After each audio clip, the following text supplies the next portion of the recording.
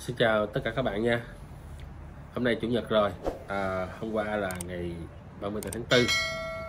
Hôm nay là 1 tháng 5 thì mình biết là ở Việt Nam thì sẽ có những cái ngày lễ mà hơn nữa thì lại vào ngày cuối tuần.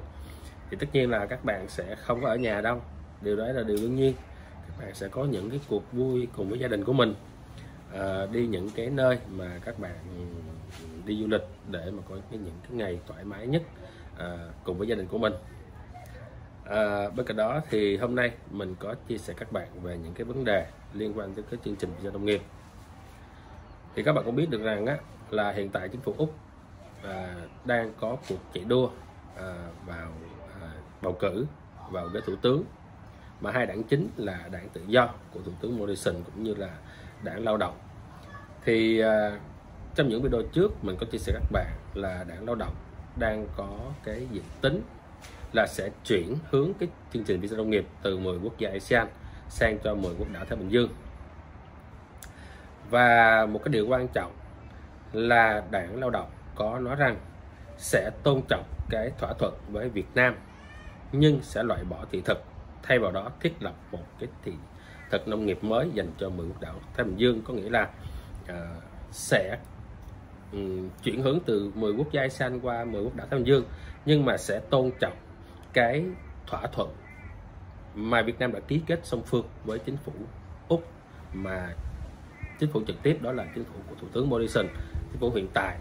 Thì đảng Lao động sẽ tôn trọng cái điều này và đã được công bố công khai trên những cái thông tin. Các bạn cũng biết là nếu như trường hợp đảng Tự Do lên nắm quyền thì tất nhiên là sẽ vẫn giữ Việt Nam, bởi vì Việt Nam đã có ký kết rồi. Và bên cạnh đó thì nếu như đảng Lao động lên nắm quyền thì sẽ tôn trọng cái bản ký kết của Việt Nam đã ký với chính phủ Úc. Thì dù sao đi nữa thì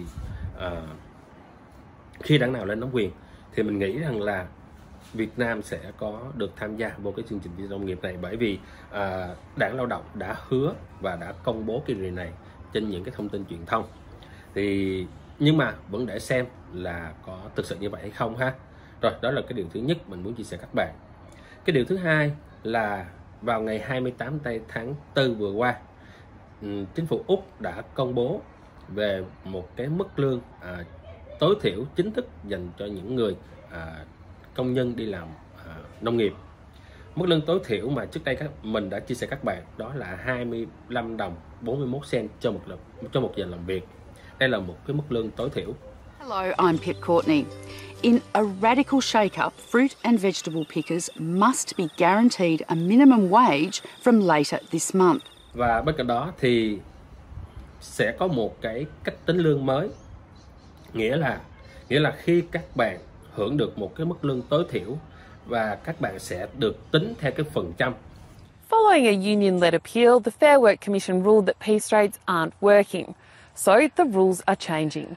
From April 28, horticulture workers must be guaranteed a minimum hourly wage, no matter how much produce they pick. For casuals, that's about $25 an hour. Workers can still earn a piece rate as an incentive. The average competent worker must be allowed to earn 15% above the hourly rate. That's roughly $30 an hour. Nghĩa là khi các bạn làm việc thì các bạn sẽ được tính là 25 đô 41 cent cho một giờ làm việc. Bên cạnh đó, nếu như các bạn làm được nhiều, các bạn hái nhiều thì các bạn sẽ được tính thêm phần trăm với cái số lượng của mình hái nữa. Nhưng mà với cái điều kiện là các bạn phải làm tối thiểu 30 tiếng trong một tuần. Nếu như các bạn làm 30 tiếng, 40 tiếng, 50 tiếng thì các bạn sẽ hái được thêm nhiều tiền. Bên cạnh cái mức lương tối thiểu thì các bạn sẽ hưởng cái phần trăm mà các bạn hái thêm nữa. Thí dụ như các bạn làm tối thiểu 30 tiếng, ngoài cái mức lương tối thiểu là 25 đồng 41 cent thì các bạn sẽ được cộng thêm 15% cho cái số lượng các bạn hái trong một tuần làm việc. Tối thiểu là các bạn phải làm 30 giờ trong một tuần. Thì đây là một cái quyết định về cái mức lương mới, và chính phủ Úc đã chấp thuận cái chương trình này, cái mức lương tối thiểu này. Và bên cạnh đó thì những người chủ lao động cho rằng những cái điều này sẽ là đẩy cái mức giá của cái nông sản lên cao.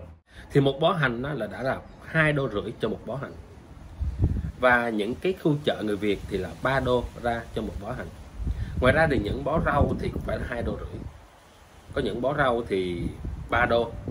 Nhưng mà có những bó rau mà ngay cái mùa mà gọi là rẻ nhất thì cũng phải là 2 đô cho một bó rau. Trước đây thì không bao giờ có một cái giá như vậy. Và hiện tại bây giờ trái cây cũng đã rất là cao. Với cái giá sàn hiện tại thì nó rất là cao. Cho nên đó là điều này là một cái điều thực tế. Thì đó là những cái ý kiến của những người chủ nông nghiệp, cũng như là họ nói rằng giả sử như một người công nhân đi hái trái cây thì họ không thể nào mà lúc nào cũng phải đứng ra ngoài cái farm để mà quản lý cái người công nhân này. Bởi vì á, họ thí dụ như là những cái người mà họ làm theo một cái năng suất của họ làm tốt thì cái chuyện đó không nói, nhưng những người cứ công nhân sẽ ỷ lại với cái mức lương tối thiểu mà chính phủ đảm bảo thì họ sẽ làm với cái sức mà họ không có nhiệt tình. Thì đó là một cái điều mà những người chủ nông nghiệp họ cho rằng nó không có được hợp lý. Bởi vì sao? Bởi vì có những người thì họ nghĩ rằng bây giờ có làm cái gì thì cũng đã được cái mức lương tối thiểu rồi, không cần phải hái nhiều. Cho nên là những người chủ họ nói không phải lúc nào họ cũng đứng đó để mà quan sát những người công nhân làm việc. Không phải lúc nào cũng vậy. Những người họ tích cực họ làm thì cái chuyện đó không nói, nhưng mà không có những người thì họ ỷ lại cái mức lương đó thì họ không có tích cực làm việc. Cho nên là đó là những cái điều nó cũng rất là bất cập trong cái việc này. Cho nên thì nhưng mà luật đã như vậy rồi, luật đã chấp thuận như vậy rồi thì những người chủ đành phải chấp thuận cái điều này. Nhưng mà họ nói lên cái khó của mình. Cái mức lương của các bạn đã được thông qua, nghĩa là 25 đồng 41 cent trong giờ làm việc. Nếu các bạn làm trên 30 giờ thì các bạn sẽ hưởng được thêm 15%. Được thêm 15% trên cái năng suất mà các bạn làm việc. Các bạn càng hái nhiều, các bạn càng làm việc giờ nhiều trong một tuần thì các bạn sẽ hưởng được nhiều hơn. Và có những người tại những cái quốc đảo họ đã làm việc và họ chia sẻ rằng, họ nói rằng họ có thể kiếm tối thiểu là 250 đô cho đến 400 đô một giờ làm việc. For example, in our game, in the fruit game, we'll pay around the $50 a bin to get it off, and then that, over the day, depending how many bins they pick, that's how much they get paid.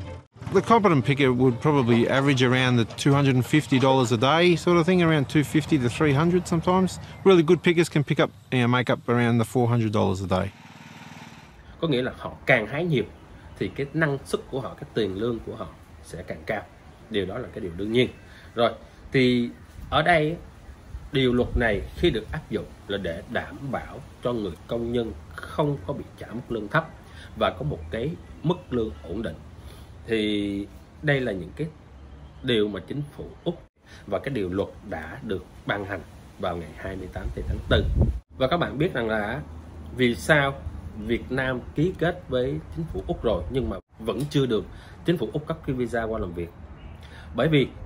Bởi vì trước đây mình có chia sẻ các bạn một điều là cái luật thuế từ 32,5% vẫn chưa giảm xuống là 15% cho những người công nhân làm việc.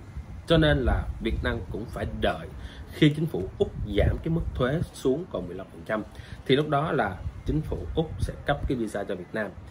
Nhưng vì cái điều này mà Việt Nam vẫn chưa cấp cái chương trình visa nông nghiệp. Còn sau này khi một chính phủ mới lên nắm quyền thì không biết cái mức thuế sẽ từ 32,5% xuống còn 15% cho những người công nhân làm nông nghiệp hay không. Và nếu như đảng lao động lên nắm quyền thì cái mức thuế này có giảm xuống hay không.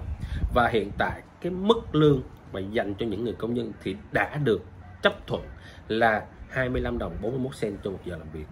Và bên cạnh đó thì mình cũng xin nhắc lại là các bạn phải làm tối thiểu là 30 giờ cho một tuần thì các bạn mới hưởng được những cái phần trăm tiếp theo.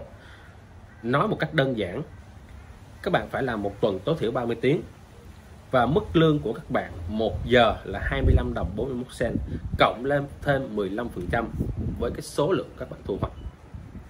Thì lúc đó các bạn sẽ hưởng được cái mức lương của mình ha.